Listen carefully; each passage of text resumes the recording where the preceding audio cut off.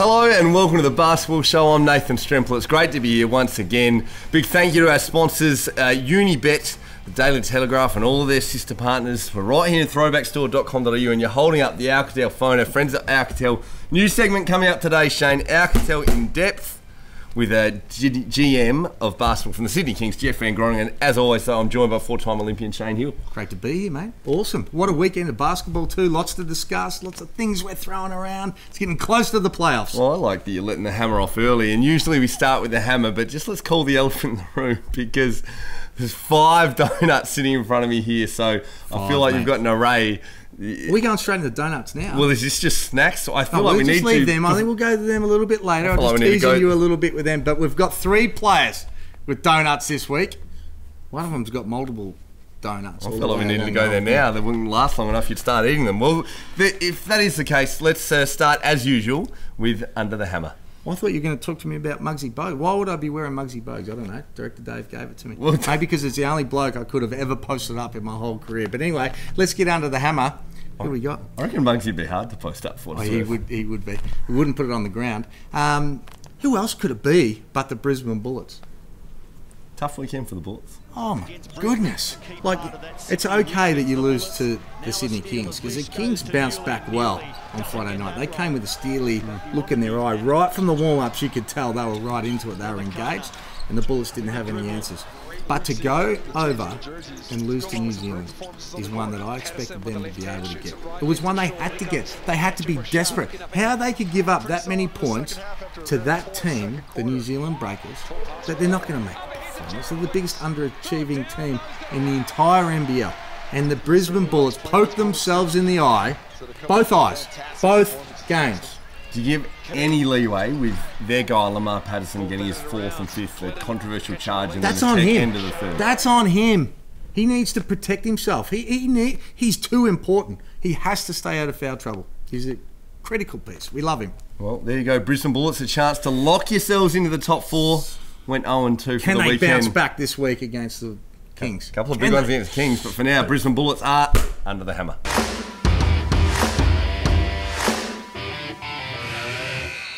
Well, the Bullets under the pump, under the hammer. So we now just move into the love and give someone a bit of a stroke. And I said someone's coming in that might have found themselves under the hammer not long ago. Well, we've had the Perth Wildcats. They've been stroked, they've been hammered. Actually, we've been pretty much all over them both ways, haven't we, this year? Damien Martin, we stroked him the other day as well, and rightly so. But the Perth Wildcats, they bounced back. And our man, Lockie Reed. How excited is Lockie Reed this week? He's got a pep in his step. He's like, I told you so, we're good to go. But I'm going to say, don't get too cocky either. Well, when Bryce Cotton hits a 3, gets fouled and just runs and stares down the commentary team, and maybe one in particular, says, we're not going home, we're going to the playoffs. It's good to watch. We like it because he doesn't normally talk a lot, so we encourage that. We encourage it, go talk to Homicide, but on Sunday against the Kings, they were outstanding. 20-point win in the Kings venue, and it wasn't Bryce Cotton.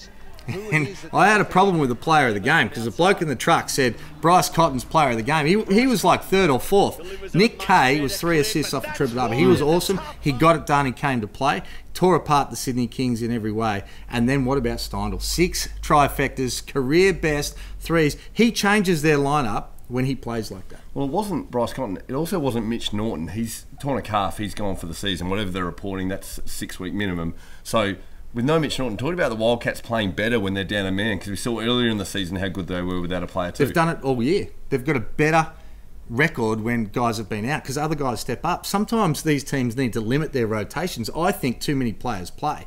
And when you actually limit the rotations, it makes it a bit easier. Everyone can step up. You get more rhythm of being able to get it done. So this week, the Perth Wildcats are on track for how long? They've done well. You've been stroked.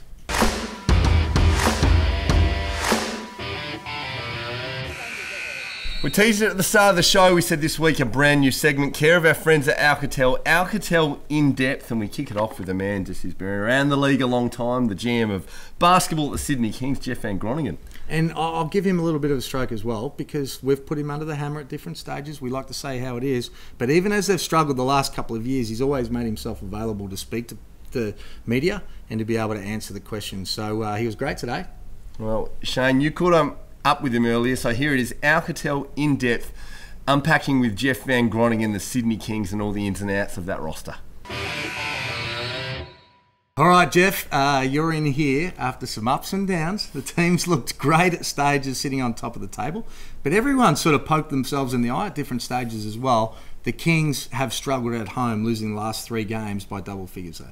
It's been strange at home because we've actually played, and I think we've solidified, or whatever, we've been quite resilient, whatever the word is, on the road many times when we've been challenged this season, and we have let ourselves down by coming home to big crowds and not putting our best foot forward, including the game just most recently against Perth, which quite simply, it's a make or miss league, and we did a lot of missing. But look, it's one of those things, we dearly love to play better at home. We had an amazing stretch of mainly road games through December and January and won most of those. But you're 100% accurate in the sense that every time we seem to stumble, someone else around us stumbles and keeps us in the mix. But we would have loved to have had a couple of those games back so we could just get those extra 2 or 3 wins right now that might have separated us a little bit. But instead, we find ourselves right in the thick. It must be a little bit frustrating too, because you put the team together and then you're there and you're wanting it, and the ups and downs. Talk to us about the impact this coming week. Brisbane Bullets playing great basketball, but you guys have played well against the Bullets, 2-0 so far. It's just like a final series. Well, we know who we're scouting because we've got Brisbane twice, as you say, up at the Convention Centre and then at our spot at Kudos Bank Arena. Brisbane's really tough. Cam Bairstow did a number on us last game with 23 points. Luckily, Bogut was his equal or better in terms of the impact of the game and came home late. Really impacted that game in every way. But look, Brisbane is fighting for their lives. They're really in a heated battle. Everyone's talking about their battle with Adelaide, but I think it's a heated battle with everybody because Brisbane could finish anywhere from first to out of the playoffs, and so could we. And so they're going to be 2 desperate teams. I just think we have to get back to playing with that confidence at the offensive end. I don't think our defence is that bad. I think we got our defence back in the previous game against Brisbane, and then again against Perth. It wasn't really about the 88 or so that they scored. It was about our offence not clicking. So it's all about our offence at the moment, in my opinion, because I think our defence will stand up.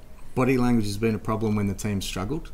It looked better yesterday. Even though you lost by 20, it looked like that's been spoken about and addressed, and the guys were buying in. Even though you didn't play well, I didn't see that same sort of aggressiveness between some of the players. No, it's absolutely a different feel coming off that very bad loss against Perth compared to the very, very bad loss against Illawarra, where I think we did let ourselves down as an organisation by the way we presented ourselves in that game. Yesterday's game was not about that. Yesterday's game was about lack of executing shots. It was. I honestly believe if we play that game 2 hours later, we don't shoot at 35%. I just think it was one of those games we couldn't hit.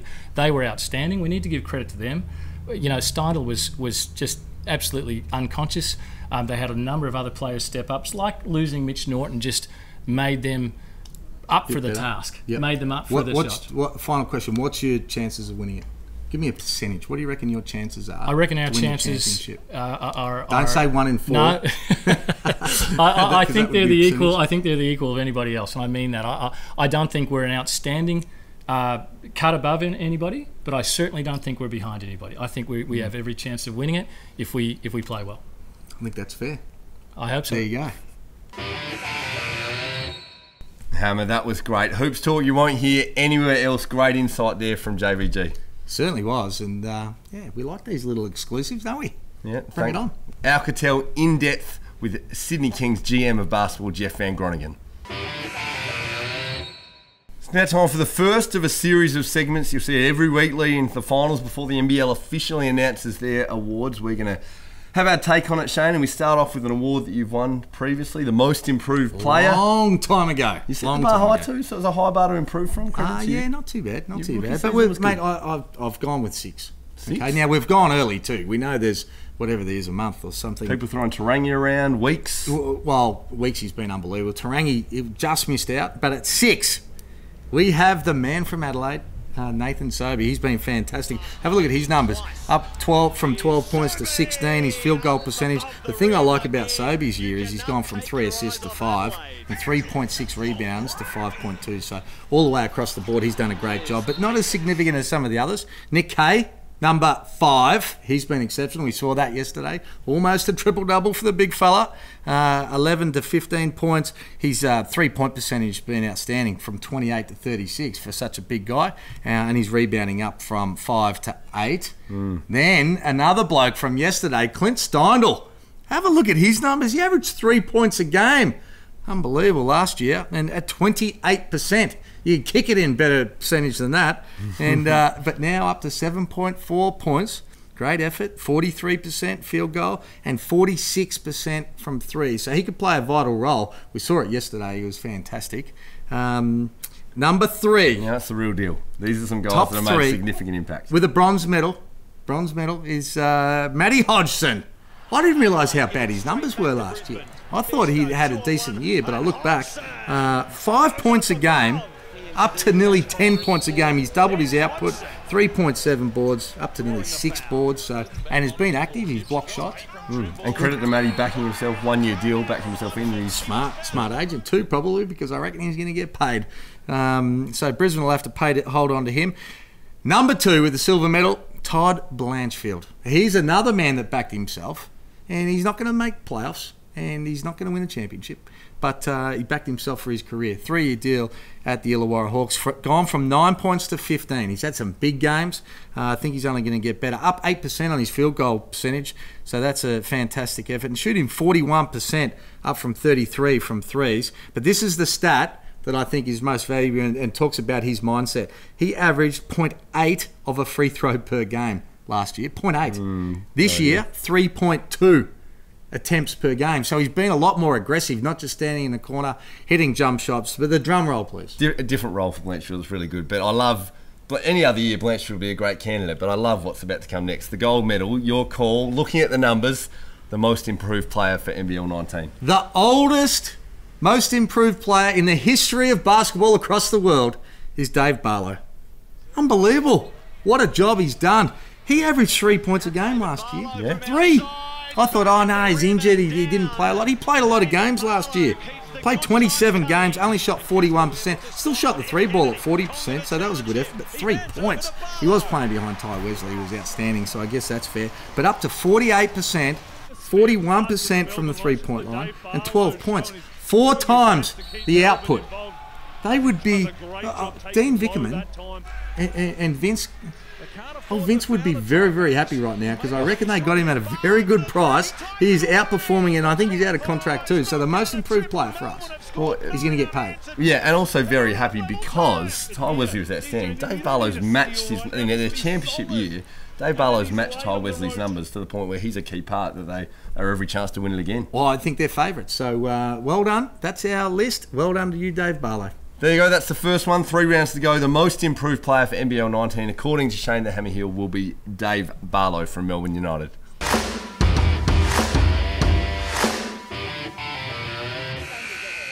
Plenty of action coming out this week in basketball. It's time for the Unibet game preview. So many games, it just has to be a quick poke, Shane. Real quick one, because Cairns in overtime got it done against New Zealand. Was filming what was going on. They nearly went in my ear. I missed. It was under pressure. Right, come on, Director Dave's getting grumpy. Hurry up. He told me I had to be very quick. Fun. Stop having fun. No fun. New Zealand host Melbourne. Melbourne by 11 plus. Defending champ starting to get a run. Venky Joyce coming quick in. Enough, It'll be interesting to watch. Live crowd. Brisbane to Brisbane. New Zealand, Melbourne twice this round. Also Brisbane, Sydney. So the first one, Brisbane hosting Sydney. I'm going Sydney 1 to 10 again. And they match up well, and they bounce back well as well. So I think the Sydney Kings 1 to 10 will get that one done. I think that's me. I'll get Brisbane. Go early. Well, I don't know about you. Go early. Good. That'd be a quick poke. Perth hosting Illawarra. I'm going Perth by 40. Is there margin 40 plus again? They've already done it over there by 40. Just have friends at Unibet, let us know. Yeah, I'll go 11 plus, but I think it's going to be significantly higher than 11. Gamble responsibly. Perth, no Mitch Norton. Get on. Cairns hosting Adelaide. I'm going for 36ers. Cairns have been good. Kudos to them. They've done a great job of being able to hang in there. And we love Trimble. He's getting numbers. He's getting numbers. That man can play. Just looking after that contract for next season. Yeah. He's going to get paid next year. Don't worry about that. But I'm going Adelaide 1 to 10, just because they'll keep fighting, Cairns. Sydney now hosting Brisbane, the back-to-back. I'm going to go Sydney 1-10 to break this hoodoo that they've gone through at home. They have been disgraceful at home. Disgraceful. 3 double-figure losses at home. 8,500 people went out there, the Kings fans, and I tell you, it was early in the game and they were like this because the Kings gave them nothing to go on with, as opposed to Friday night when the Sydney Kings were good. Real good. Very good. Jekyll and Hyde. Ups and downs, swings and roundabouts in the season. It's great to watch another back-to-back Melbourne after travelling to New Zealand. New Zealand come and play in Melbourne. Melbourne 11+. Melbourne for a big win there, and finally I'm close out. I'm down on New Zealand. Really? I hadn't noticed. You've been quite they're soft disappointing. on them. Look at the talent. There's definitely some talent, but you've backed Melbourne both games. Yeah. Illawarra hosting Cairns. That's the Monday night final game of the round. I think Illawarra bounce back. I think they bounce back and they bounce back from a 40 yep. point loss. Yep, I reckon they come back hard and they win by 11+. Down in the gong. That is the NBL round, care of Unibet. Moving on to NBA, San Antonio hosting Brooklyn Friday lunchtime, our time. Could we see Mitch Creek again? Oh, I hope so. How's that? 1 point without playing a single second. God, love him. Very good on points per game average. That's real good. I'm going San Antonio. They look good at the moment. I like Brooklyn. They're a tough team. Plays together, but I'm going to go San Antonio 11+. Looks like a great culture at Brooklyn too. Utah starting to find their rhythm. Tough schedule to start the season. They host Atlanta Saturday lunchtime, our time. Utah 11+. They're just starting to come good. Very much so. It's good to watch our boys there, Joey and Dante. Golden State hosting the Lakers Sunday lunchtime, our time. Oh, LeBron might be back for that one too. Possibly. I think he's getting close, but Golden State, they've got the big fella back in the middle, Cousins. Steph feeling good. I think he's second leading scorer in the league at about 29 points a game. Who knows what Clay's going to do? He can drop 40 at any stage. So I'm going to go with them to win 11+. So no implosion care of DeMarcus Cousins just yet. That is all you need to know this week on the Unibet game preview.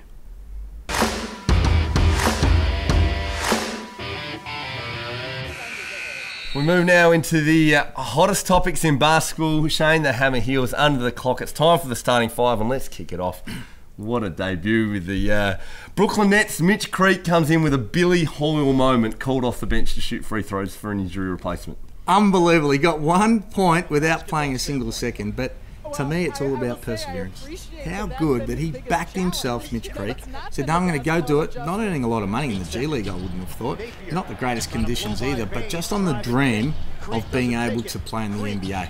He's backed himself, and they see what sort of character he is, how tough he is. He might be a bit smaller, doesn't necessarily have the best stroke for that position, but it's all heart, and that's what's got him that opportunity, and great lesson for a lot of other people. Yeah, great hearing the phone call from the GM, the emotion, all of it, and then just get your butt up here, Gretzky. I love it.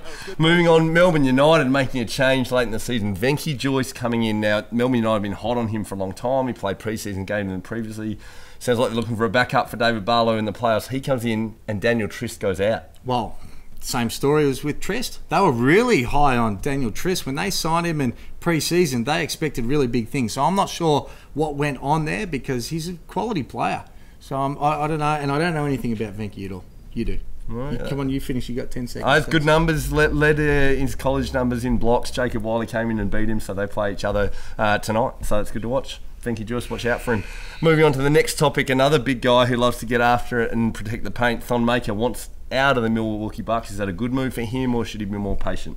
Well, I don't think that he would just be kicking and screaming for no reason. Obviously, that's a strategy with his agent as well. Probably thinks that he needs to be able to be somewhere else. He's looking at the players in front of him, limited court time, probably knows how it feels, how the coach feels about him as well. So, normally you would move to a better situation if you get the opportunity to be able to get it done.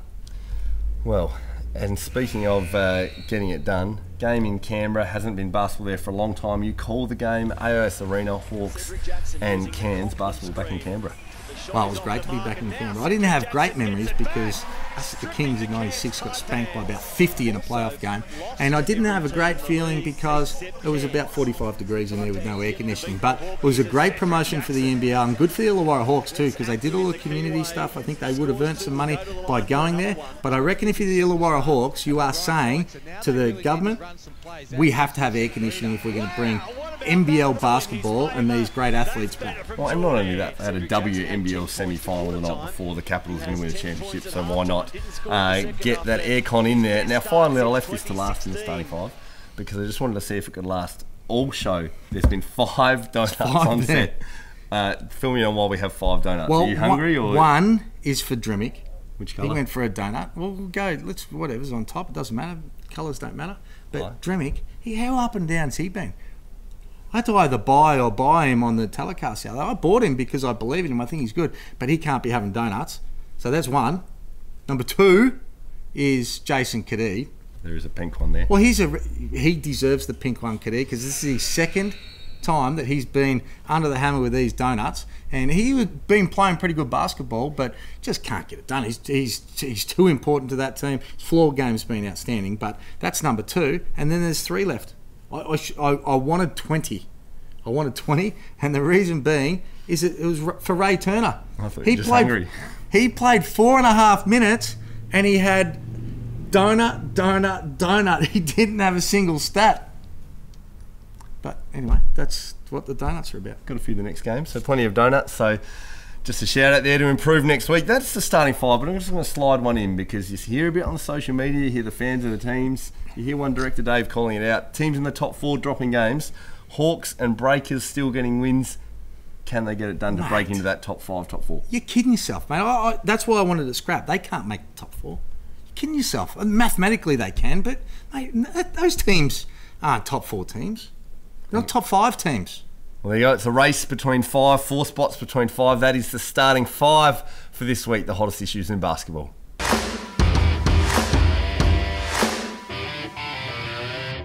That's just about all we've got time for this week, but I don't want to let you go before we touch on something that blew up a bit on social media. You were asked to predict your full-strength boomer sign on the eve of the 19 World Cup, the 2020 Olympics, any current NBL guys that can make it. And you picked 2. Andrew Bogut's a lock.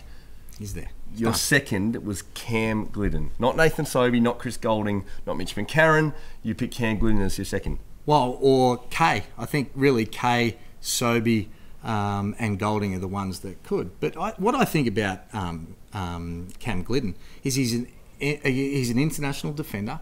He's got great size, and he can knock down the shots from the 3-point line. You don't need the best player to be able to make the team. Well, the player that you would start an NBL team with, you already got all the superstars. You need someone that can fit that role, come on and just lock someone down or stand in the corner or rise out of corners and knock down shots around those superstars. And I think that he's played some great basketball, and I think he fits that role perfectly. Goulding would be great. Sobey would be good, but that's who I went with. Yeah, it's a great discussion point, that 12th man, what you select, where they fit. Damian Martin, very big in the Olympics in 16 in that role. For you, it's Cam Glidden. Come at us if you don't like that. If you're a Goulding fan, a Sobey fan, McCarron, Nick Kay, Damian Martin, Kevin Lish, and I'll tell Brad you Newley, all those guys aren't going to be there. Correct. Well, the NBA guys aren't going to be there, so that doesn't mean that they're, like, in my opinion, they're the two. Because Kay and Goulding and that, they might be calling on more of these NBL guys that have played well and deserve an opportunity. So I hope there's more. Watch this space. How good. 11 Australians in the NBA. Dengadell now, Mitch Creek. 11 in the NBA. Guys doing great in Europe. Majum, Modem, it goes on. That team's going to be fun to see when it comes out in 2019. But that is all we've got time for this week on the Basketball Show. It's been a good week in basketball. It's been a massive couple of months, and this week is going to be no different. Some massive games between top 4 teams. They're sort of double wins and losses, aren't they? Everything is playoff defining. One week a team's hot, then they're not. So one to watch. You can't turn your head away. Thank you to all of our friends, Unibet, Alcatel, the Daily Telegraph, and all of their sister News Corp promotions. Thanks to Shane for waiting till now to get in the donuts. Krispy Kreme, come at us. Kadeep! Thank you, Kadeep! Thanks for feeding us this week, no, guys. that's a pink one. Thanks to our friends at the throwbackstore.com.au. I'm Nathan Stremple. This is Shane Heal. We'll see you next week on the Basketball Show.